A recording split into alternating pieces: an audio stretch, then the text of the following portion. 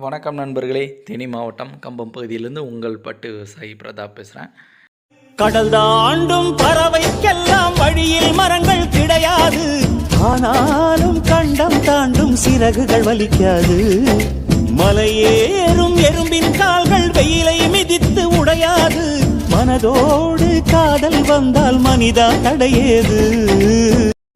ஒன்றும் இல்லை நண்பர்களே, இந்த பாட்டில் ஒரு லட்சியத்தை அடைவதற்காக எவ்வளோ காதல் இருக்கோ அது மாதிரி தான் இந்த பாட்டுப்புழு வளர்ப்புலையும் நம்ம பார்த்துட்ருக்குது. இந்த கடைசி தருணத்துக்காக தான் நம்ம எதிர்பார்த்துட்ருந்த நாள், சரிங்களா? ஸோ இது மாதிரி நம்ம லவ் பண்ணி பண்ணக்கூடிய ஒரு விஷயந்தான் இந்த விஷயம். அதுலேயும் சில விஷயங்கள் இடக்க முடக்கா நடந்திருக்கு. என்ன அப்படின்னா, இந்த பட்டுப்புழு பார்த்திங்க அப்படின்னா அப்படியே பிளாக்கிஷ் ஆகி என்ன ஆயிடுச்சு, அப்படி ஸ்டன் ஆகி ஃப்ரீஸ் ஆகிருக்கு. என்ன காரணம் அப்படின்னு யோசித்து பார்க்கும்போது, வேறு எங்கேயாவது இந்த ரேக்கில் எங்கேயாவது அப்படி இருக்கான்னு சொல்லி பார்த்தோம் அப்படின்னா அப்படி எங்கேயுமே இல்லை. இந்த ஒரு புழு மட்டும் இந்த மாதிரி இருக்குது.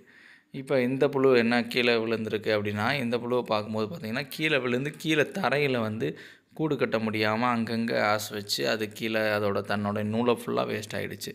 ஸோ இதனால் நம்ம கவனிக்க வேண்டிய விஷயம் என்ன அப்படின்னா, நம்ம கீழே விழுகிற பட்டுப்புழுக்களை உடனுக்குடனே நம்ம எடுத்து மேலே போட்டுறணும். அதாவது செட்டுக்குள்ளே ஆரம்ப கட்டத்தில் புழு கூடு கட்டும்போது நம்ம என்ன பண்ணணும் அப்படின்னா ஒரு 2 மணி நேரத்துக்கு ஒரு தடவை கண்காணிக்கணுன்றதை இதில் நான் தெரிவிச்சுக்கிறேன் நண்பர்களே. இந்த மாதிரி பார்த்திங்கன்னா சில புழுக்கள் இன்னுமே கூடு கட்டாமல் சில எதிர்பார்ப்புகளோடு காத்துட்ருக்கு. அது என்ன எதிர்பார்ப்புகள்னு இன்னும் நம்மளால் புரிஞ்சுக்கிற முடியலை. ஸோ இருக்கிற இடத்துல அது எடுத்து கொஞ்சம் கொஞ்சம் அங்கங்கே மாற்றி போட்டுட்ருக்கோம், அதாவது டிஸ்டர்பன்ஸ் ஆகாமல். பெரும்பாலும் பார்த்திங்க அப்படின்னா இப்போது 3வது நாள் இப்போ நம்ம பார்த்துட்ருக்குது. இந்த 3வது நாளில் இந்த மாதிரி கூடு எல்லாமே கட்ட ஆரம்பிச்சிருக்கு. எந்த கூடுமே இன்னும் கெட்டியாகவில்லை. காரணம், இன்னும் நாட்கள் இருக்குது. ஸோ அந்த நாட்களுக்காக நம்ம வெயிட் பண்ணுவோம்.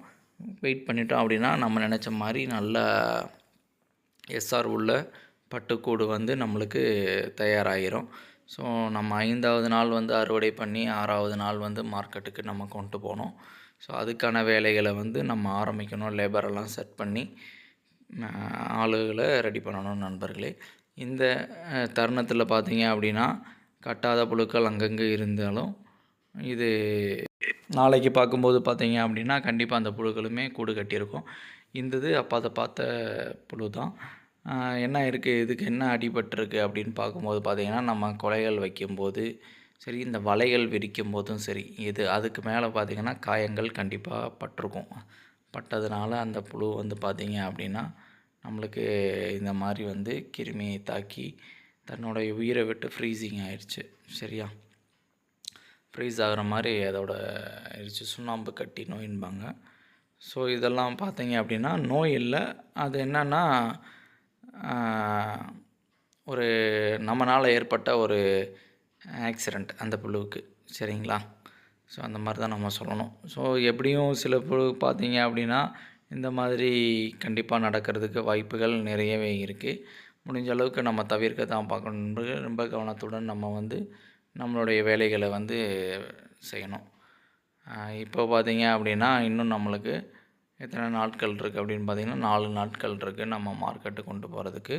ஸோ அதுக்குள்ளே நம்ம ஷெட்டை டெய்லி நம்ம சுற்றி பார்த்து ரொம்ப கவனத்தோடு நம்ம பராமரித்து கொள்ளணும் நண்பர்களே.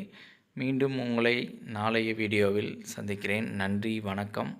பட்டு விவசாய நண்பர்கள் அனைவருக்கும் ஒரு பிரம்மாண்டமான வாழ்த்துக்களை தெரிவித்து கொண்டு நான் விடைபெறுகிறேன். நன்றி, வணக்கம்.